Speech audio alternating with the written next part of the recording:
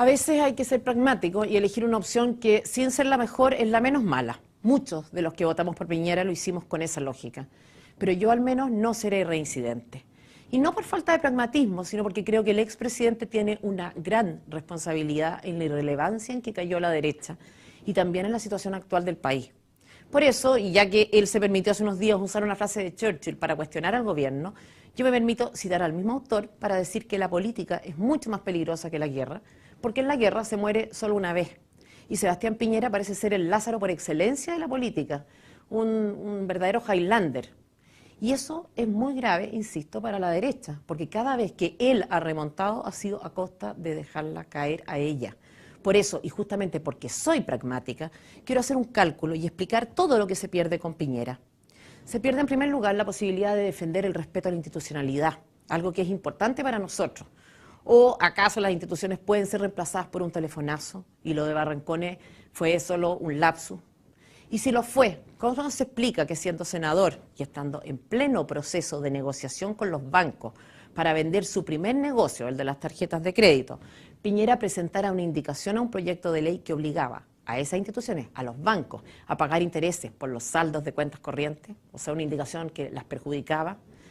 ¿Puedo expresar dudas por el hecho de que Piñera retirara esa indicación una vez que la compra se concretó? Puedo, debo incluso, porque no es responsabilidad mía presumir la buena fe de quien actúa sin pudor, sin tener en consideración lo que, por decirlo menos, es un conflicto de interés. ¿Y acaso no fue algo similar lo que el mismo Piñera hizo una década más tarde, siendo senador también, y después de imputar aparatosamente abusos a los controladores de Nersi en el llamado caso Chispa, cuando negoció directamente con Endesa España la venta de sus propias acciones y en condiciones más favorables que las de cualquier otro accionista minoritario? No en vano, no por casualidad, Alamán, que era su amigo a la época, le enrostró en dicha ocasión que no se puede ser protagonista de la política y activista de los negocios.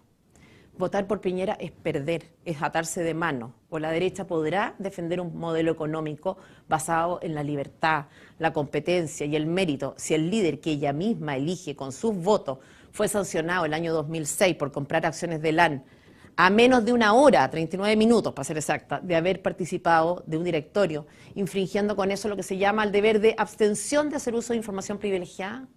¿No pierde fuerza acaso la defensa del mercado si el que hace de cabeza fue multado por la superintendencia con una sanción un poco inferior a 20.000 UF?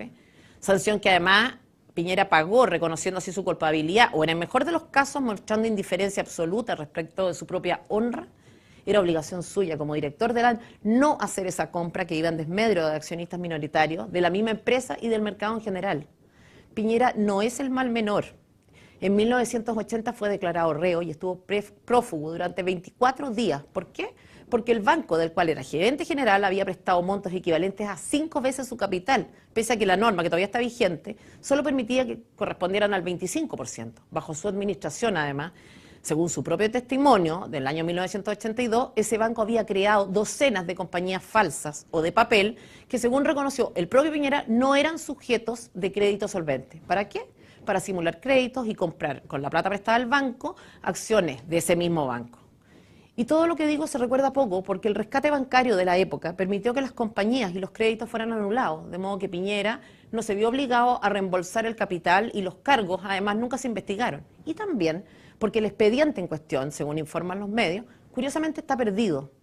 Eso no impide en todo caso que no pueda reconstruir la historia, como lo he hecho yo, revisando la prensa de la época.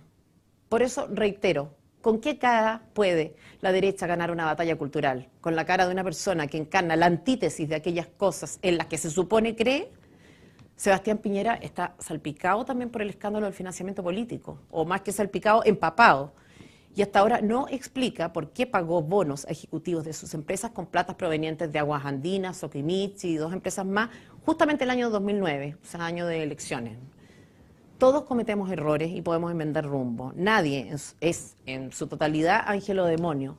Por eso mi intención en este comentario no es hacer un juicio moral de Piñera, ni demonizar a quien en algunas áreas tiene un talento indiscutible, sino simplemente cuestionar que se trate de una opción presidencial que la derecha pueda considerar como conveniente o como menos mala que otras. La derecha es una especie en peligro de extinción, entre otras cosas porque el único presidente que eligió en los últimos 35 años cambió a tal punto el eje izquierda-derecha que prácticamente no le dejó espacio de sobrevivencia. Porque ese mismo presidente la criminalizó llamándola cómplice pasiva, pese a que él solo sacó provecho económico de lo que hoy él denomina una dictadura. A veces hay que ser pragmático, pero nunca a costa de la autoaniquilación. Eso fue Sebastián Piñera para la derecha y yo, al menos por el momento, no voy a renunciar a buscar una forma real de sobrevivencia.